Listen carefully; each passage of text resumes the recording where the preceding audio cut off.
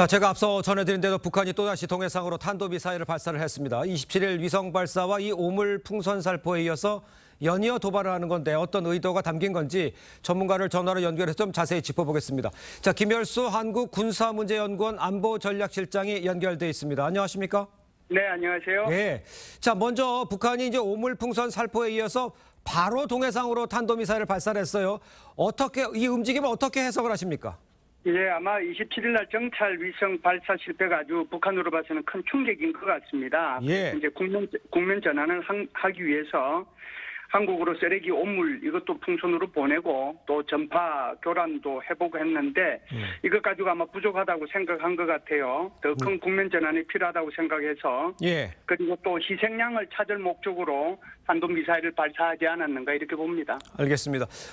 오물과 쓰레기를 담아서 남쪽으로 날려보낸 풍선 전국에 한 260여 개 정도 발견이 됐어요. 그런데 전파 교란 공격도 시도를 했어요. 이례적이다 이런 얘기들 많이 하는데 이건 어떤 의도가 담겨 있다고 볼 수 있습니까? 네, 세 가지 의도가 있는데 아주 간단히 말씀을 드리겠습니다. 네. 하나는 50일 날 우리 자유북한 운동연합이 북한으로 대행 풍선 20개 보냈잖아요. 여기에 대한 더 강력한 맞대응 성격이 있다라고 보고요. 두 번째는 남남 갈등을 유도하기 위한 목적이 있다 이렇게 봅니다. 그래서 이게 우리가 보냈기 때문에 북한에서 더 많이 보낸 게 아니냐. 이게 뭐 보내야 된다 말아야 된다. 이런 걸 가지고 남남 갈등이 있을 수 있고요. 세 번째는 이제 이게 조금 더 우리가 심각하게 봐야 될 건데 북한이 분뇨와 쓰레기 이번에는 이제 이런 것들을 통해 가지고 260개를 보냈는데 이것이 살짝 남한 전역에 떨어진 거잖아요. 예, 그렇죠. 이 말의 의미는 나중에는 여기에다가 폭탄이나 생화학 물질을 넣을 수도 있다. 그래서 이걸 가지고 남한 전역에 투하할 수 있는 능력을 보여준 거거든요. 예. 아마 이런 것들을 과시하기 위한 목적이 좀 있었다 이렇게 봅니다. 알겠습니다. 생화학 무기를 넣을 수 있다는 것을 보여준 것이다라고 좀 언급을 해주셨는데 그렇다면 만약에 그런 식으로 해서 넘기면 우리의 방어태세는 되어 있습니까? 예, 지금 이제 이번에 네. 북한이 보낸 거에 대해서 우리 군에서 그 출동을 할 때 두 부대가 출동을 했거든요. 네네. 한 부대는 바로 화생방 처리반이 이제 투입이 됐고요. 두 번째는 폭발물 처리반이 투입이 됐거든요. 왜 그러냐 하면 이라고 하지만 이 속에 화생방 물질이 들어갈 수도 있는 거고 여기 오염이 돼 있을 수도 있고요. 네. 또 여기 혹시 폭발물이 들어갈 수도 있기 때문에 예. 이것을 수거할 때 제발 우리 국민들이나 시민들은 여기에 손대지 말고 군에서 신고해 달라고 하면서 군부대가 출동한 것이 바로 화생방 처리반과 폭발물 처리반이죠. 네네. 가가지고 북한이 이런 것을 할 줄 알고 예상을 하고 이런 부대들을 투입했다 이렇게 보시면 됩니다. 알겠습니다. 자, 김여정 그 부부장이요. 오물풍선 살포에 대해서 성의의 선물이다라고 하면서 계속 주워 담아야 할 것이다 이렇게 말했어요. 그렇다면 추가 살포를 예고했다 이렇게 이해하면 되겠습니까? 그렇죠. 추가 살포를 이제 예고했다라고도 보고요. 네.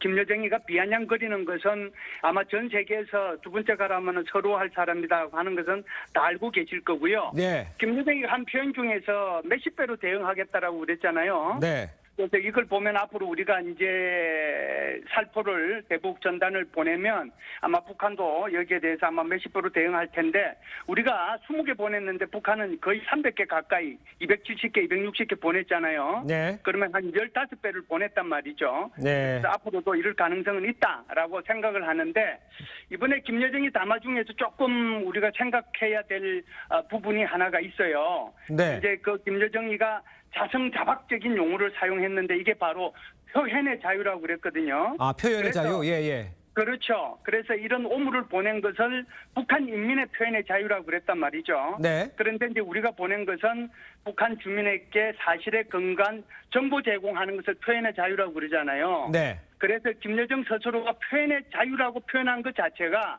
굉장히 의미 있는 그런 거다고 저는 생각을 해요. 알겠습니다. 지금 말씀하신 대로 표현의 자유라고도 얘기를 했고 또 북한의 도발이 다각적으로 이어질 것이다 이렇게 예상을 할 수도 있을 것 같은데 우리 당국은 어떻게 대응을 해야 합니까? 아무래도 이제 우리 군에서도 이게 마땅한 이제 대응 방법이 없긴 한데 네. 저는 이제 대북 확성기 재개를 해야 될 것인지 하는 것은 아마 신중한 검토가 좀 필요할 거라고 보고요. 두 번째는 우리 군뿐만 아니라 우리 그 행정안전부인가요? 여기 같이 합동으로 예. 이번에 그 민방위 경보 체계에서 좀 문제가 있었지 않습니까? 네. 그래서 이런 부분들을 조금 세분화해야 될 필요가 있겠다. 그래서 이제 한글로 경보 체계를 발령하는 것은 대북 전단이라는 표현이 들어갔지만 네. 영어로 그냥 이렇게 외국인들한테 보내주는 것은 에어레이드라고 그랬거든요. 예. 공습이라고 표현을 했단 말이죠. 그래서 공습이라고 하는 것은 북한의 미사일이나 전투기나 드론이 이제 이렇게 왔을 때를 공습이라고 그러는데 이것이 이제 외국인들한테는 굉장히 민감하게 이걸 받아들일 수 있는 용어이기 때문에 예. 조금 이번 기회를 통해 가지고 세분화해서 우리 국민들도 또 우리 한국에 거주하는 외국인들도 안심하고 생업에 종사할 수 있도록 네. 그렇게 했으면 좋겠다는 생각을 합니다. 알겠습니다. 지금까지 김열수 한국군사문제연구원 안보전략실장이었습니다. 감사합니다. 감사합니다. 알겠습니다. 고맙습니다.